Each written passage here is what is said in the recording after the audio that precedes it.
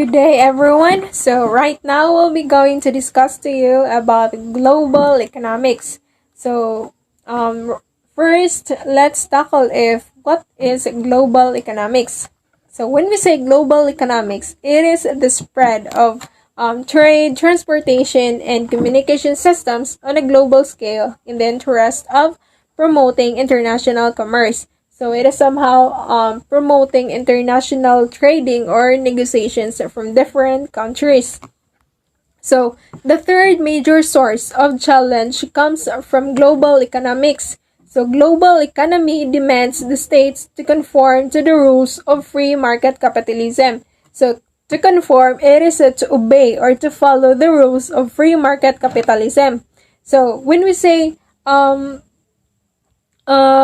free market capitalism, any economy is capitalist as long as those private individuals control the factors of any production. So a purely capitalist country is, a capitalist economy is also a free market economy. So the government austerity, or what we call as policies, comes from different comes from developments of organizations that cooperate across countries, such as WTO, and any regional agreements such as the NAFTA, the European Union or the EU, and the Association of Southeast Asian Nations. So these organizations and regional agreements are imposed free trading since because of their purposes. So the WTO, or the Worldwide World Trade Organizations, its purpose is to ensure that the trade flows. It is to ensure that the trade flows smoothly, predictably, and freely as much as possible. Also, sa NAFTA, their purpose is to eliminate or to reduce all the tariffs and even non-tariff barriers of trading and investment between the three members of NAFTA, which is the United States, the Mexico, and Canada. So we also have the ASEAN, or the Association of Southeast Asian Nations. Its purpose is to accelerate economic growth, social progress, and cultural development in the region, and to promote regional peace and stability through abiding respect for justice and the law of, and the rule of law. So these organizations and regional agreements cooperates across countries. So when we talk about global economy, there are two types of economies that we must first understand. So we have protectionism and trade liberalization. When we say protectionism, this too is already familiar to us since it's been discussed already, but still I will tackle this since it's part of our topic. So when we say protectionism, it is protecting one's economy from foreign competition by creating trade barriers. So this refers to those countries that promote or impose restriction, like katong like sa North Korea. They are very strict in terms of moadto bitaw sa ilahang country, like kanang they really create barriers so that they exporting or even pag-adto sa ilahang country will not be easy. So when it talks also about trade liberalization, it is the opposite of the protectionism. So trade liberalization is reducing trade barriers to make international trade easier between countries. So when we say trade barriers, this what we called as katong mga tariffs. So as we all know, tariffs is the required fees, or these are the required fees on imports and exports products. So trade liberalization is kanang murag they reduce kanang trade barriers such as mga tariffs in order to so that the trade will be easier between kanang different countries. So there are various ways there are various ways a country can make so that the trade will be easier. So we have free trade, the trade block, and the outsourcing. So when we say free trade, it is trading of goods and services between two or more countries without tariffs or taxes.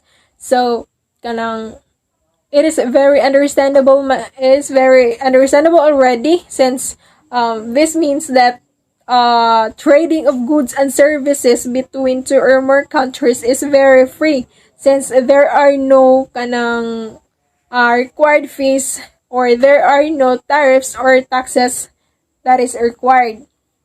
So next we also have trade block. So trade block is an agreement made between the government to reduce or to eliminate trade barriers. So pwede na to ma-example ari sa trade block is ang NAFTA since NAFTA exists man because of the exporting and importing of the North American countries which is katong 3 members niya, and its purpose is to reduce or to eliminate man said trade barriers. And lastly, we have the outsourcing. So outsourcing is manufacturing jobs transfer from developed nations to developing nation, and it is to reduce the cost of products. So since the main goal of this outsourcing is to reduce the cost of products, so for example, we have country A and country B. So for example, this product or this ball pen is made from country A. So instead of exporting this product or this ball pen from country A to country B, the manufacturing itself will be outsourced.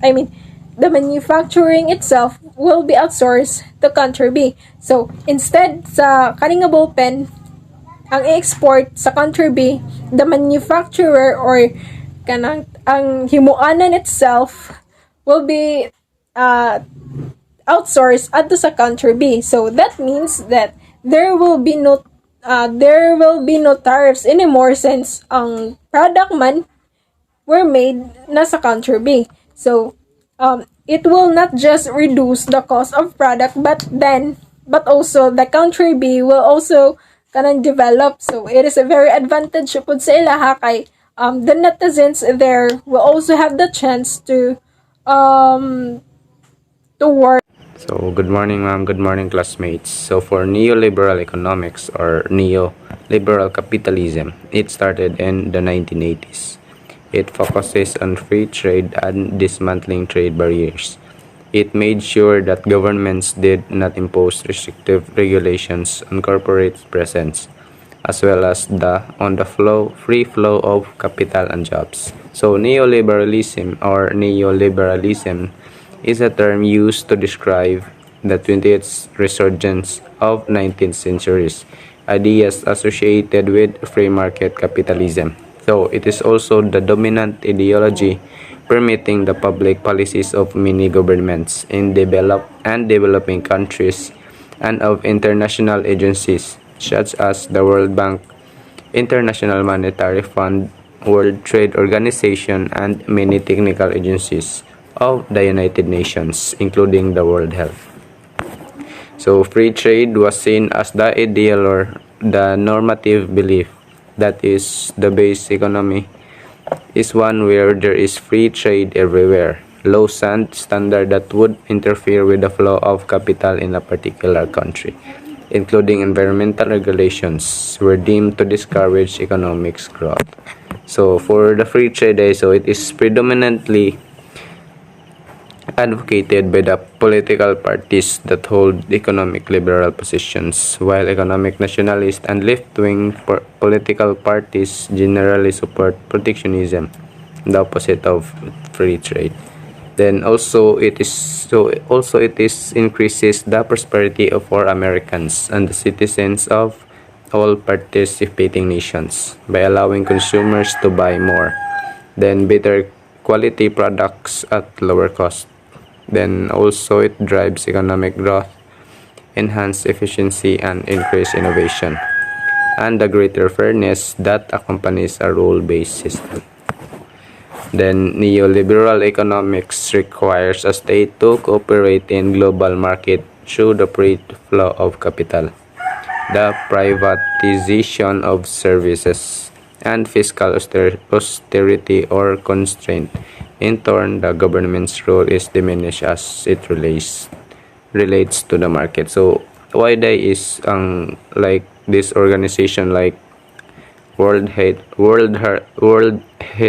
Organization or International Monetary Fund was being included in neoliberalism. So it is because it characterized in terms of its belief in sustained economic growth as the means to achieve human progress. Its confidence in free markets as the most efficient allocation of resources.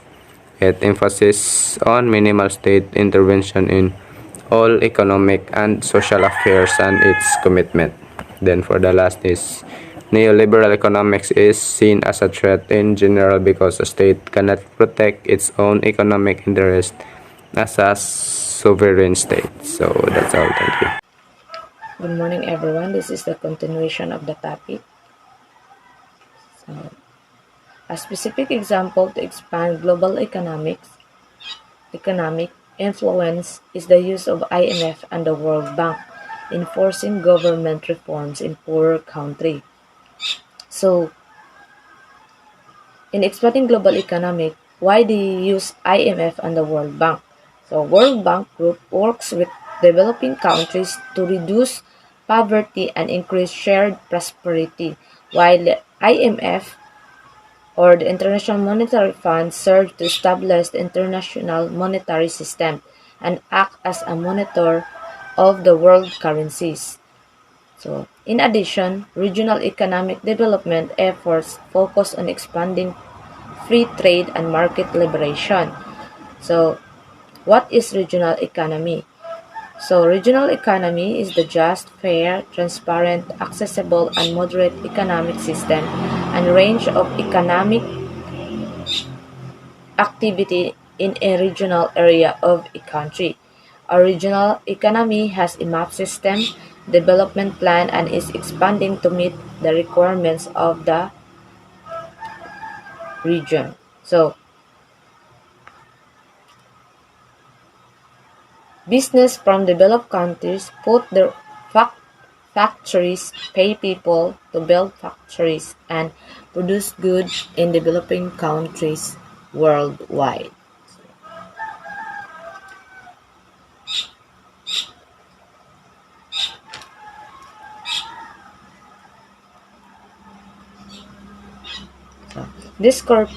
okay. Why do companies set up factories in developing countries? International companies sell their products worldwide, but many manufacture their goods in developing countries. Also, governments in developing countries often give international companies incentives such as lower taxes, fewer regulation to persuade them to set up factories. So, China is the largest manufacturer in the world, but the benefits for companies and the Chinese economy are often accompanied with land degradation, pollution, and poor labor practice. So, the outcome is that these companies, uh, th- this corporation will sell the product in developing countries. So, Greece is one example that explains how neoliberal economics can threaten the sovereignty of the state. So, it began in 1981 when Greece joined the EU. So, as a larger alliance. So, the EU broke down all kinds of barrier among its member states, including Greece, like passport, visas, and license plates. So, since gi-broke down nila ang barriers, so ang result, it allowed people to travel across European border, so and encourage economic cooperation and collaboration of member states. So mo ni nahitabo, it is because they can threaten no sa ilang member state nakabuot sila. So mo na ila gi-broke down ang passports, visas and license plates. So that's why it allowed people to travel across European borders and encourage economic cooperation and collaboration among its member states. So, 20 years later, Greece adopted the euro as its own currency and got rid of the drachma. So, ang drachma, ancient, it is a coin of ancient Greece. Drachma, a former monetary but unit of Greece nationally equal to 100 lepta, replaced in 2002 by the euro. So, the government of Greece borrowed money for infrastructure improvements. So, that's why they joined sila sa EU. It is because they need money for the infrastructure improvement. So, largely linked, no, to their hosting of the 2004 Olympics. So, this put Greece in a large debt. In 2007 and 2008, the worldwide financial crisis made Greece economy to collapse. So, wala na sila ka-overcome tungod sa ilang utang na nidako na. Aside from high debt that burdened the government, Greece had severe of its employees struggling with pensions. Tax revenues were lower, and as a result, they could not pay their debts back. So because of the expansions of free trade and market liberalizations, Greece got affected. Their government, their employees, especially the people in Greece. And in year 2009, their credit rating dropped, which made it harder for them to pay back their debt.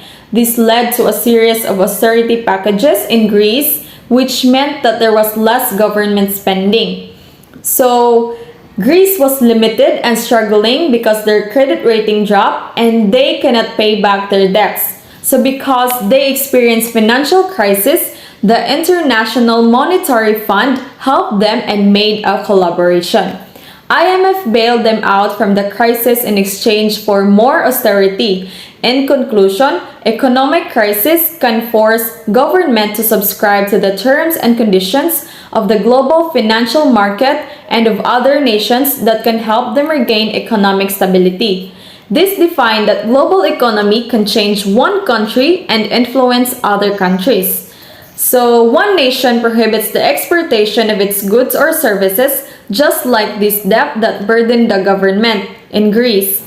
And in other words, we are all interconnected. We cannot work together if there's a problem or specific issue to the connected nation. So that's all. Thank you.